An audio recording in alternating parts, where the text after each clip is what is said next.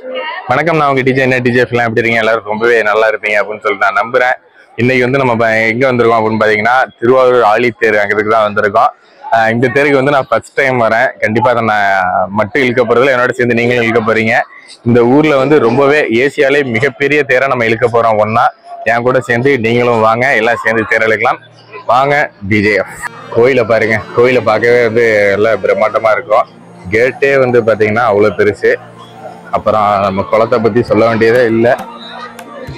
இப்பதாங்க கூட்டம் வந்து ஓரளவு வந்துகிட்டு இருக்கு. தேர் வந்து பாத்தீங்கன்னா அந்த சைடு நிற்கும். அதையும் உங்களுக்கு நான் காட்டுறேன். குளத்தை பாருங்க, குளத்துல வந்து ஒரு வண்டியுமே நிக்குது. குளத்துல ஒரு வண்டியும் நிக்குது. அந்த அதை சுத்தி இந்த தெப்பங்கிற ஒரு இது நடக்கும். இப்போ வந்து பாத்தீங்கன்னா ரொம்பவே பசிக்க ஆரம்பிச்சுட்டு அடுத்து நம்ம வந்து புளி சாதத்தை தேடி கரெக்டா மணி 10 ஆகுது. தேரை இழுக்க புளி சாதம், தயிர் சாதம், பொங்கல்லாம் பாத்தீங்கன்னா நிறைய இடத்துல கொடுத்துக்கிட்டு இருக்காங்க. இந்த வாட்டி கேசரிலாம் வேற வைக்கிறாங்க. கண்டிப்பா சாப்பிட்டுட்டு நம்ம தேரை இழுக்க போவோம்.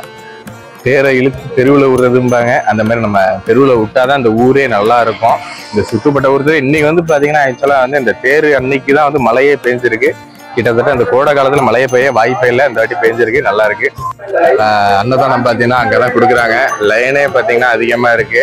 சரி, நம்மளும் அங்க போய் நின்றுவோம்.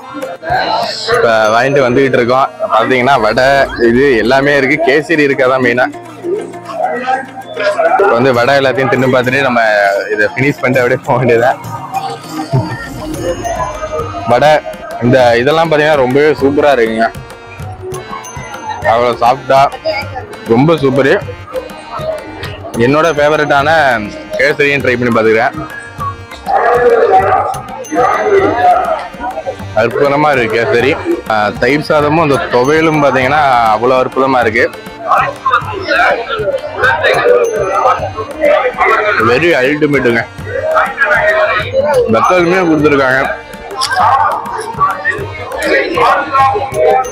இதான் நம்ம ஹோட்டல்ல போய் சாப்பிட்டோம்னா மினிமம் ஒரு 80 ரூபா இல்லாம இத்தனை சாப்பிட முடியாது. ஃப்ரீயாவே தந்துருக்காங்க. ரொம்பவே நல்லா இருக்கு. இதுதான் திருவாரூரோட ஸ்பெஷல்.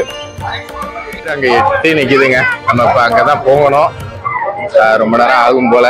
கிட்டக்க போக முடியுமான்னு தெரியல. உங்களுக்காக நம்ம சப்ஸ்கிரைபருக்காக இப்ப நான் கிட்டக்க போய் காட்ட போறேன்.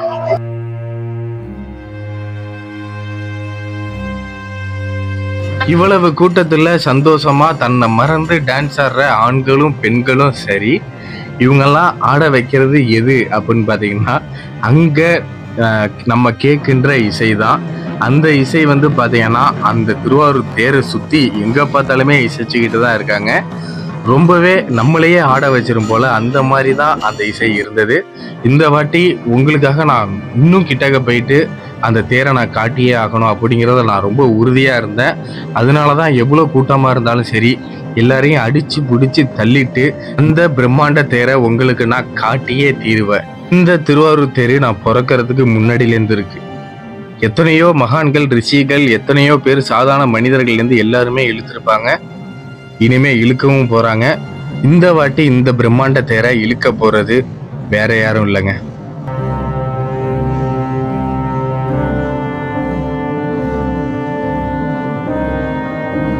தேரை இழுக்கிறதுக்கு முன்னாடி அதோட கயிறை மட்டுமே பாத்தீங்கன்னா 300 அடிங்க. அப்பனா யோசிச்சு பாருங்க அது எவ்வளவு பெரிய நீளம்ங்கிறது. அந்த தேரை நம்ம இப்ப இழுக்கிறதுக்கு முண்டி அடிச்சு நம்மளும் ஒரு இடத்த பிடிச்சி அந்த தேரை இழுத்த செம கஷ்டமா இருந்துச்சு. நம்ம இத்தனை பேர் சேர்ந்துமே அந்த தேரை இழுக்க முடியல. இருந்தாலும் நம்ம இழுக்கும் போது அந்த தேர் வந்து பாத்தீங்கன்னா ஈஸியா வர மாதிரி இருந்துச்சு. அதுல நம்ம மக்கள் எல்லாருக்குமே ஒரு சந்தோஷமா இருந்துச்சு. நம்ம தான் அந்த தேரை இழுக்கிறோம் அப்படின்னு நினைச்சாங்க, நம்புனாங்க.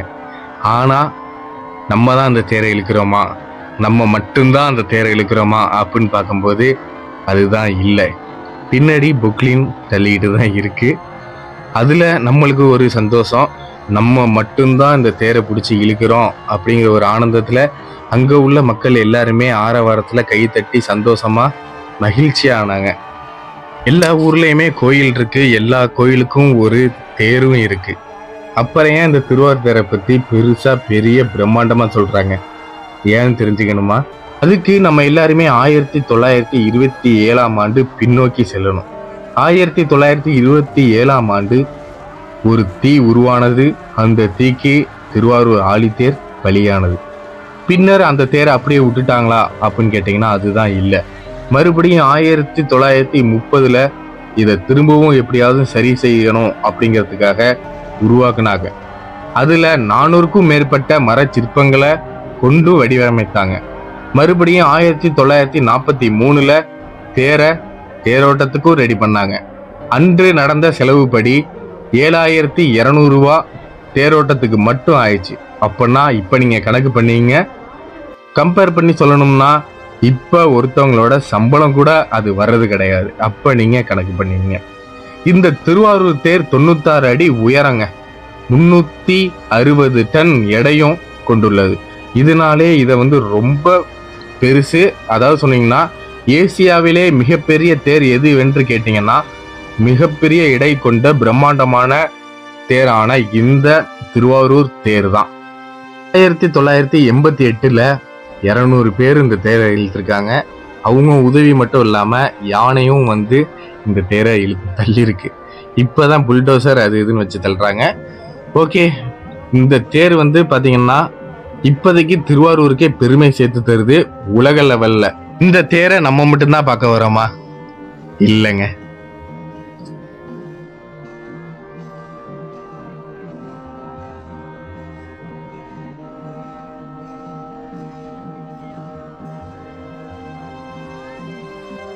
வீடியோ பாக்குற நீங்க திருவாரூர் தேரை இழுத்திருக்கீங்களா அப்படின்ட்டு கண்டிப்பா நீங்க கமெண்ட் பண்ணுங்க. ஒரு வழியா நம்மளால முடிஞ்ச அளவு எல்லாத்தையுமே கவர் பண்ணிருப்போம் அப்படின்னு நினைக்கிறேன். இங்க பாருங்க, தொப்பையா நான் கிட்டத்தட்ட சொல்ல போனா நானே ஒத்தாளா இல்லை அப்படின்னு கூட சொல்லலாம். நம்ம இப்ப கிளம்ப வேண்டிய நேரம் வந்தாச்சு. உங்களுக்கு ஓரளவாவது நான் நல்லபடியா நீங்க தேரை காட்டியிருப்பேன் அப்படின்னு சொல்லிட்டு நான் நினைக்கிறேன். அவ்வளவு கூட்டத்துல கஷ்டமா இருந்துச்சு தேரை காட்டுறது. இருந்தாலும் என்னோட முயற்சி கொஞ்சமாவது இருந்திருக்கும். ஓகே டீச்சர்ஸ், மீண்டும் அடுத்த வேலையை சந்திப்போம். அது வரைக்கும் நம்ம சேனலை சப்ஸ்கிரைப் பண்ணிங்க, லைக் பண்ணுங்க, கமெண்ட் பண்ணுங்க, தெரிஞ்சவங்கள ஷேர் பண்ணிவிடுங்க. மீண்டும் அடுத்த வேலையை சந்திப்போம். இத்துடன் விடைபெற்றுக் கொள்வது நான் உங்க டிஜே.